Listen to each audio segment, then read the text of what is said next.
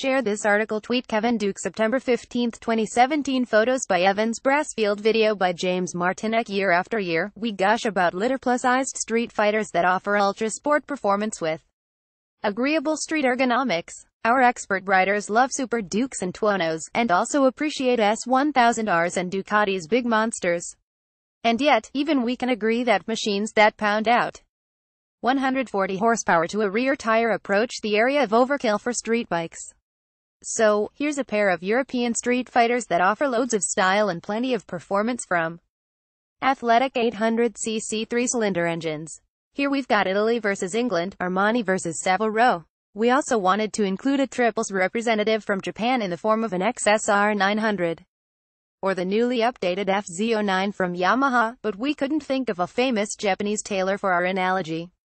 Oh, and Yamaha couldn't get us one in time for this test. Get the Flash player to see this player.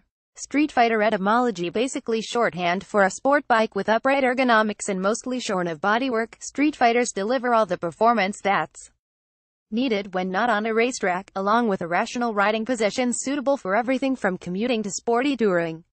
This pair of triples can do it all as long as you won't miss pulling 80 miles per hour wheelies like is possible on a Tuono or Super Duke.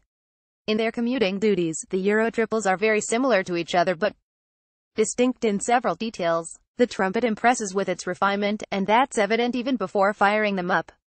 Front and center is state-of-the-art color TFT instrumentation that is configurable in several ways, easy to read, and intuitively navigable thanks to a multifunction joystick button on the left handlebar. Even old-school analog aficionados will admit the future of instruments is bright and in color after spending a bit of time behind the vivid 5-inch screen. Self-canceling turn signals are unnecessary but appreciated. 2017 Triumph Street Triple RS Review. First ride with respect to gauges, the MV looks and feels a step behind. Its LCD screen is smaller and monochrome, and our testers didn't appreciate how the bar graph tachometer is placed at the bottom of the display rather than up top and closer to a rider's line of sight. Signal indicators below the LCD screen are dim and difficult to see. A 2-button controller makes navigating menus much more obtuse than the Triumph's logical arrangement. 2016 Megavolts Agusta Brutale 800 First ride review. What was recently the future now looks outmoded next to the Street Triple's vibrant TFT color gauge panel. A rider has the choice of 3 instrumentation layouts and the ability to choose a white or black background, or let it automatically toggle from black and low light to white during the day. The civility of the STRS is also evident by the unusually light lever pull from the slip assist clutch, and by the seat padding that feels like something from the MyPillow.com catalog. After stepping off the Brutale's unyielding saddle, its pillion pad is even flintier and, worse, slippery. In the MV's favor is considerably more legroom compared to the Triumph's track-ready higher placement. Both bikes have quick shifters, but the Brutale adds an auto-blipping downshifter. The MV's clutch annoys for its relative heaviness but satisfies with a nicely wide engagement zone that makes pulling away from a stop more confidence-inspiring than the RS's friction zone in the last few millimeters of its lever travel. Meanwhile, the stylistic line running along the side covers below the seat remind us that Italians sometimes put form over function, as it juts out between bony knees and is a mild irritant. Further down, the Brutale feels relatively fat between ankles to supply adequate clearance for its glorious exhaust outlets. Also, the frame's aluminum side plates get hot on ankles in warm weather, so you might want to avoid wearing your Gucci's. Compromise is evident in the Brutale seat. The void below it is an inspired styling touch, while the stiff padding inside is more like a spanking. After a 100-mile stint on the freeway, our new associate editor Ryan Adams said the seat made him want to cry. Riding around town, the pair of 3-cylinder motors feel quite similar, with broad power bands that make both feel lively and eager. The difference is mostly felt in terms of refinement. MV Agusta has made huge strides in taming the erratic responses from its ride-by-wire throttles, but the Triumph's smooth and predictable throttle reactions shine a brighter light on the jumpier throttle in the Brutale.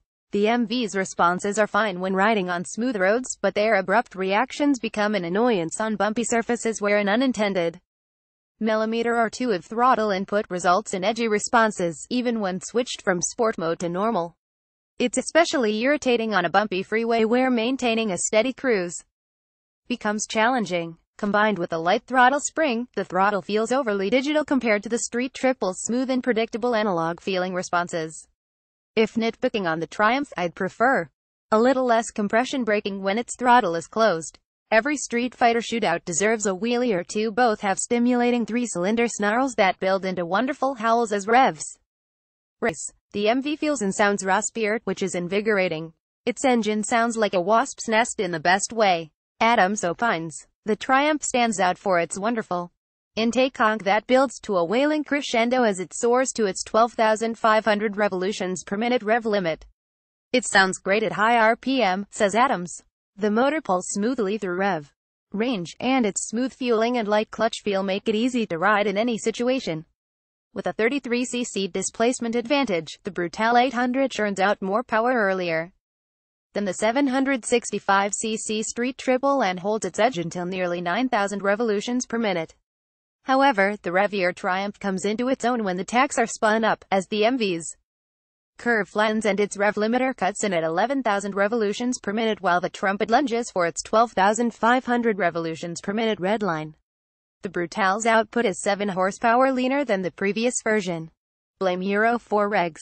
The 4/3 shootout tray cool. The Triumph feels heavier but isn't, scaling in 22 pounds less than the MV's 439 pounds when both are full of fuel. The Brutale is astonishingly agile, tipping into corners with supreme alacrity. With similar chassis geometry numbers, credit for the MV's light-footed handling must go to its wider handlebar and its reverse rotating crankshaft that reduces the engine's gyroscopic forces. I felt the most comfortable on the Brutale during short cruises around town with no traffic to contend with and on faster, twisty roads during our shoot. Adams notes, the Brutale stout chassis begins at the red steel tube trellis arrangement bolting onto cast aluminum side plates. A single-sided swing arm makes it even more special. The RS trades some nimbleness for the security of a more planted feeling that rewards during long and deep lean angles. While it might be half a step behind on a really tight canyon road, it excels at higher speeds, feeling more confidence-inspiring with better adherence to a chosen line while leaned over.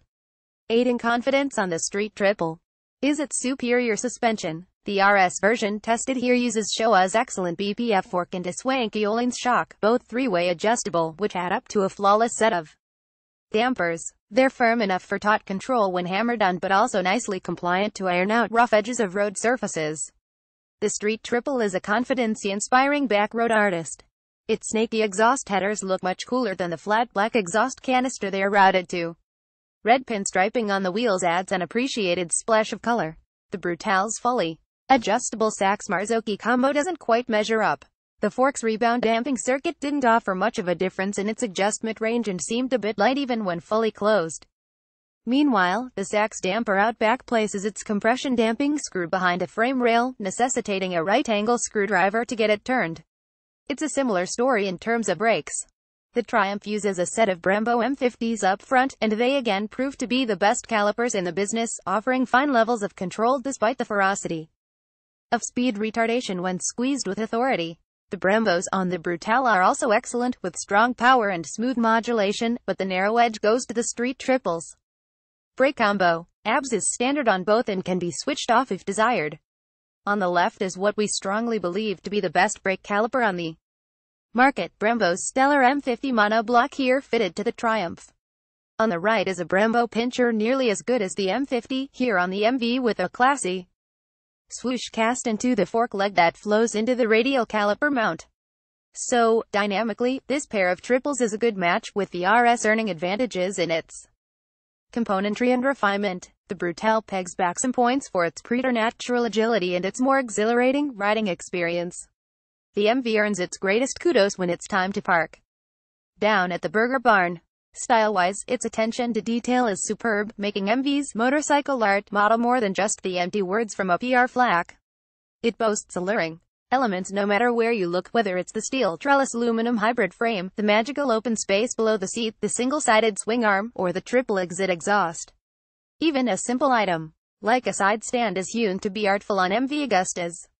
The MV is beautiful from nearly every angle and has styling cues that are clearly form before function. Adams. observes, "Some call it Italian charm, and there is no doubt the Brutale 800 is a charmer. The Street Triple is winsome in a more subtle fashion. It looks the part of a real deal street fighter with its aggressive stance and angry slanted eyes browed by a sporty fly screen. But its exhaust looks like an awkward goiter next to the Brutale's splendid pipe organ, and its overall package simply doesn't dazzle eyes like its Italian rival. Italian charm or English civility. Choosing a winner from this duo is fraught with compromise, as each has its own special character. The supermodel Brutale 800 engages the lustful side of our brains, making us want to overlook flaws that would be conspicuous warts on a machine less sexy, chief among them the ghosts in the machine digital throttle. If I had to choose between the two, I may opt for the Brutale if I were adding it to a collection of other bikes. Adams judges. However, if I could only have one motorcycle to do everything, the Triumph takes the cake for its practicality in nearly every aspect. Yes, the Street Triple makes for a better overall motorcycle than the sinful Brutale, even with its higher foot pegs tightening up legroom. It may not inspire ardor like the MV, but it is a more well-rounded package, has a 20% peak power advantage, and it retails for $998 less. The RS has nearly everything going for it, Adams observes. Smooth torquey triple that produces 20 horsepower more than the MV, great brakes, great fueling, easily adjustable suspension, and fantastic maneuverability in town or out in the canyons. Yet, somehow, the Hinckley-built Triumph feels a bit vanilla when compared to the Brutale from the banks of Lake Verez. We really enjoy characteristics of both of these fantastic Euro triples. But by the metrics of our scorecard, see below for full details. It's the Street Triple RS that handily wins this bout. MV Agusta Brutale 800 highs makes us moist. Just looking at its supernaturally nimble auto-blipping downshifter, size jumpy throttle response pain and that seat a few ponies short Triumph Street Triple RS highs refined and polished confidence inspiring excellent. Brakes and suspension, size relatively plain bare and mirrors makes it difficult to lane split feeling not quite as moist.